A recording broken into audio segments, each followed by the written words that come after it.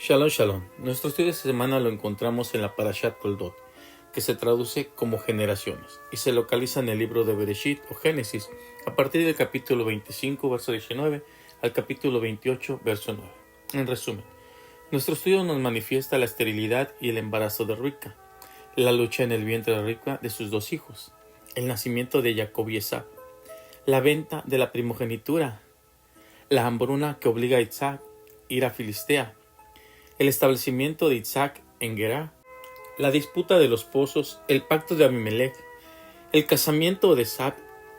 Isaac decide bendecir a Esab, el plan de Rivka para que Jacob obtuviera la primera bendición, el odio de Esab contra Jacob por quitarle la primogenitura. Jacob huye a la casa de Labán. Esab se vuelve a casar y ahora con la hija de Ismael, su tío, entre muchos temas más con gran sabiduría a la luz de la Torá. Generaciones. ¿Por qué la Torá nos menciona la descendencia de Isaac? Podemos ver que la Torá habla muy poco de la vida de Isaac en comparación con la de su padre Abraham y su hijo Jacob. Cuando Isaac tuvo la tarea de establecer la división entre el bien y el mal, representado respectivamente por sus hijos Jacob y Esab. La característica principal de Isaac es Geburah, que se refiere a la fuerza, ya que es la fuerza la que se requiere para diferenciar entre el mal y el bien, pero principalmente para eliminar el mal y mantener el bien. En este estudio veremos la diferencia entre el bien y el mal. Realmente, ¿qué es lo que está pasando en nuestras vidas? Tenemos la fortaleza de identificar las cosas malas de las cosas buenas, y de ser así, tenemos la fuerza de alimentar el bien para desechar el mal. ¿Cómo realmente nos encontramos hoy en día? Se nos enseña que hasta la edad de 13 años la diferencia entre Esab y Jacob no era evidente. Fueron educados por sus padres y su abuelo Abraham. Durante 13 años caminaron juntos, pero luego sus caminos se separaron. Jacob decidió seguir con el estudio de la Torá, pero Esab se convirtió en un cazador. Pero no solo cazaba animales, sino que también engañaba a las personas. Él engañaba haciendo creer que él era justo. Trataba de dar una imagen de temeroso de Hashem y que obedecía a la Torá. Él siempre contestaba con sus labios lo opuesto a lo que su corazón sentía. Isaías 29:13. Dice el Señor: por cuanto se ha acercado este pueblo con su boca y con sus labios me ha honrado, pero su corazón se ha alejado de mí. Y fue su miedo hacia mí un precepto de hombre adiestrado. Otras versiones nos citan: dijo entonces el Señor, por cuanto este pueblo se me acerca con sus palabras y me honra con sus labios, pero aleja de mí su corazón, y su veneración hacia mí es solo una tradición aprendida de memoria. ¿Acaso hoy también existen personas que con nuestras palabras alabamos, exaltamos, predicamos, hablamos de Torá, damos una imagen de personas temerosas de Hashem, pero realmente somos hipócritas? Porque nuestro corazón está alejado de las cosas de Elohim. Lo hacemos porque queremos aparentar como Esab, y lo único que hacemos es pisotear la Torá y blasfemar el nombre del Eterno. ¿Por qué seguimos siendo esas personas que nos atraen las cosas vanas? Seguimos mintiendo, criticando, robando, adulterando, matando, engañando, mintiendo, fornicando y más.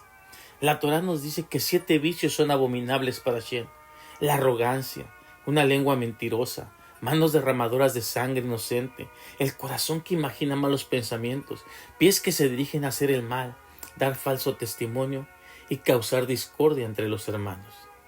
Los sabios nos comentan que Isaac no fue lo suficientemente severo con Esab, ya que quien escatima el castigo para su hijo no lo ama, lo odia, ya que quien verdaderamente ama a su hijo lo corrige desde temprano. Quien es flexible en reprender a su hijo provoca que se aparte del camino correcto, y a lo largo lo odiará. Podemos ver que Abraham no fue lo suficientemente severo con Ismael, por lo que Ismael se deterioró espiritualmente. Isaac no reprendió a Esab lo suficiente, por lo tanto, Esab empeoró. David nunca castigó a Absalón lo suficiente, y como consecuencia, éste persiguió a su propio padre y le trajo desgracia al reino. Por otro lado, Abraham fue duro con Isaac. Isaac fue duro con Jacob y Jacob con sus 12 hijos. Quien ama verdaderamente a su hijo, lo corrige su conducta, aún en los detalles más pequeños. Esto provoca que el hijo ame aún más a su padre, lo escuche y siga en el camino de la rectitud. Veamos a la luz de la Torá lo que nos quiere decir Toldot, generaciones. La palabra generaciones aparece aproximadamente unas 14 veces en el Tanaj y el Brit Hadashah. Sabemos que el valor gemátrico de la palabra Toldot es de 846 y en su reducción nos da el valor de 18 y 9. Cuando sumamos el valor gemátrico del nombre de Jacob, que es 182, más el valor del nombre Esav, que es de 376, nos da un valor de 558. Y en su número natural nos da 18 y 9. Juntos nos dan el valor reducido de Toldot, generaciones. Y es el mismo valor de la palabra Jai, vida. Podemos entender que las generaciones dan vida a la descendencia de cada familia y que desde el principio en cada generación se ha encontrado el bien y el mal en diferentes integrantes. En el principio la luz y la oscuridad estaban unidas, pero Hashem las separó y vio que la luz era buena. La oscuridad no nos dice que era buena, por ende era mala. Caín y Abel, uno bueno y otro malo. Este estudio nos pone a Jacob como bueno y a Esab como malo. Se nos enseña que la palabra Mashiach, el ungido, y Nahash, serpiente, comparten el mismo valor gemátrico de 358. Y sabemos que uno es bueno y el otro es malo. Pero esta parte de las generaciones, incluso dentro de nosotros, se encuentra el instinto del mal, el Yetzer Hará, y el instinto del bien, el Yeser Tov. Mateo 13, 24 al 30 nos cita lo siguiente. El reino de los cielos es comparado a un hombre que sembró en su campo semilla escogida de la más alta calidad. Pero mientras dormía, sus obreros vino su enemigo e introdujo semilla de cizaña en medio del trigo, y se fue. Al germinar el trigo y comenzar a dar fruto, apareció también la cizaña. Los siervos del dueño del campo se le acercaron y le dijeron: Adón, ¿acaso no sembraste semilla cuidadosamente seleccionada en tu campo? ¿De dónde pues ha surgido esta cizaña? Y él les dijo: un enemigo me hizo esto. Los siervos le dijeron: ¿quieres entonces que vayamos y la quitemos? Mas él dijo: no, porque podrías arrancar con ella el trigo. Déjalas crecer juntas hasta la siega. Y en el tiempo de la siega diré a los obreros: recoger primero la cizaña y atad las manojos para que sean quemadas totalmente, mas el trigo recogerlo en mi granero.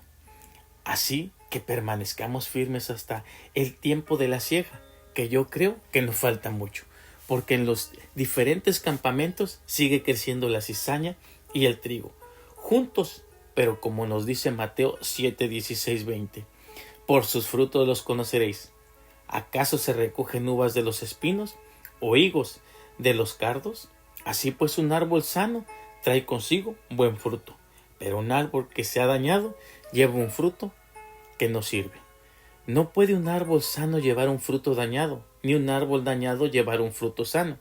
Y todo árbol dañado que no produce fruto sano es cortado y echado en el fuego. Por tanto, por el tipo de fruto que lleven, los conoceréis. ¿Qué tipo de árbol somos nosotros? ¿Estamos sanos por completo o aún nos encontramos dañados? Porque como nos encontremos, ese será nuestro fruto con el cual nos conoceremos. Quizá tengamos que ponerle más fertilizante de emuná a nuestro árbol o podar alguna que otra rama para que se quite lo dañado y pueda dar un buen fruto. No sé, pero Hashem sí lo sabe y cada uno de nosotros también lo sabemos. El Midrash nos dice que Esab y Jacob competían desde el vientre de su madre. Después compitieron entre sí para buscar superarse el uno al otro. Nunca aprendieron del uno del otro, porque siempre estaban tan distantes, tratando de cada uno ser mejor que el otro. Competían por ver quién más le agradaba a sus padres. Hoy en día, de igual manera, los hombres compiten entre sí. Buscan cada uno individualmente ser el mejor. Cada quien busca su propio interés. No les importa el interés de los demás. Vivimos en un mundo narcisista. Primero yo, después yo y al último yo. El cuerpo del Mashiach, la Keilah, se encuentra de la misma forma. Cada campamento compite con otro. Aún con sus errores buscan ser mejores que el otro. Critican, se burlan, desacreditan a los demás, etcétera, etcétera. Y de esta forma no se agrada a Hashem. Debemos reconocer nuestros errores, saber que todos tenemos que aprender de los demás, beneficiarnos de los demás campamentos, aprender lo bueno, desechar lo malo. Debemos aprovechar al máximo los dones que el Eterno nos ha dado y poder seguir en el camino correcto. Debemos cambiar nuestra manera de pensar. Ya no etiquetemos a los demás, enfoquémonos en agradar a Hashem, no al hombre. Convirtámonos en mejores personas, busquemos la reconciliación unos con otros. Salmos 133:1 nos dice: mira cuán bueno es y cuán delicioso es habitar los hermanos juntos en armonía. Pero la realidad es que el enemigo ha sembrado cizaña, discordia entre cada uno de aquellos que se dicen ser temerosos de Hashem y seguidores del Mashiach. Debemos de hacer un lado ese orgullo que de nada nos sirve, dejar las diferencias a un lado, que si esto, que si así, que no, que porque yo, que aprendí esto, así me dijeron. Hagamos lo correcto ante Hashem y lo demás dejemos lo que Él se encargue, porque pronto está la siega de la cosecha. La palabra Jacob viene de la raíz Vayekem, que significa quien se toma del talón, pero también se traduce como el que embosca por el talón. De esto aprendemos que se nos está dando la descripción espiritual de la identidad de Jacob, ya que todo lo que él hacía era tomándose del talón de su hermano. Jacob solo había alcanzado méritos a través de las ropas de su hermano y de hacerse pasar por su hermano Esau. Él no sabía lo que significaba tener méritos por sí mismo, ya que tuvo que vivir casi siempre a la sombra de su hermano. Quizá hoy alguien sigue prendido del talón o de alguna manera de alguien más, o está viviendo prendido de alguien más, a su esencia, a su identidad. ¿Acaso no tenemos la suficiente capacidad para tener nuestra propia esencia o nuestra identidad? Claro que podemos resplandecer por nosotros mismos, ser alguien que pueda tener lo suyo propio por sí mismo. La historia nos dice que Jacob tuvo que huir y pasar por todo lo que tuvo que pasar por vivir pegado al talón de su hermano. Pero la historia nos narra en el momento que Jacob cambia por completo y surge por primera vez la bendición para Jacob, por sus méritos y no por los de alguien más. Fue en el momento que Jacob se encuentra con el malaj de los primogénitos. En el momento que él se encuentra con este malaj, Jacob comienza a luchar porque él quería ser bendecido. Él le dijo: me vas a dar lo que me diste en el vientre de mi madre. Vas a entregarme esa verajá porque tú sabes que por derecho esa bendición me pertenece. Pero he tenido que luchar por ella. Y me han llamado el usurpador y ya no quiero ser llamado así. Y entrégame la bendición que se me debió haber entregado en el vientre de mi madre y la cual no fue dada en ese momento. La lucha era más fuerte entre Jacob y el malaj. La pelea se prolongó por mucho tiempo hasta que comienza a rayar el alba. Jacob estaba peleando con una gran intensidad y sujetándose con una gran fuerza que no permitía que el malaj pudiera subir e irse sin antes darle la verajá que él quería. En ese momento ocurre algo. El malaj comienza a subir para presentar la adoración celestial y Jacob hace lo que él sabía hacer muy bien. Se prende del talón del malaj y en ese momento trata de detenerlo y no dejarlo subir, a tal punto que el malaj tiene que tocarle y descolocarle el muslo, reventándole el nervio ciático y dejarlo marcado de por vida. Quiero decirte algo. La mayoría de las victorias que tú ganes por sí solo en la vida son aquellas que te dejarán marcado de por vida. Pero esta señal de por vida no será un motivo de vergüenza, sino de un cambio radical, porque en el momento que el Malaj va a bendecir a Jacob, le dice: ¿cómo te llamas? Y le dice Jacob. Y el Malaj le dice: cambia tu nombre, porque ya no serás Jacob, sino que a partir de ahora te llamarás Israel. Varón que ha visto a Elohim, varón que no necesita más luchas para obtener una bendición, que no necesita ser usurpador para poder obtener cosas, sino que ahora la bendición vendrá de lo alto. Y ahora mira a los ojos de aquel que fue enviado por el Eterno y que nos dará la vida eterna. Cuando Jacob obtiene su bendición, Isaac le dice: reconozco que eres mi hijo, pero acércate a mí y habré de sentir tu olor y tocarte para saber si realmente eres quien dices ser.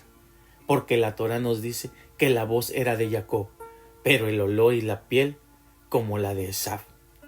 Se nos enseña que cuando Yeshua venga, de esta forma conocerá a los hijos de Hashem, por el tacto, por el olor y la voz.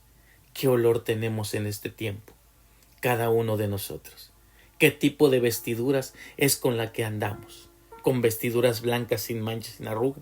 ¿O con vestiduras sucias, manchadas y arrugadas? ¿Y qué palabras expresamos con nuestra voz? ¿Palabras de edificación o palabras de destrucción? Hay un comentario donde nos dicen que cuando Jacob nació y se tendió del talón de su hermano, no fue para evitar que él naciera primero, sino fue para evitar que él se fuera y se perdiera en la vida como se ha perdido.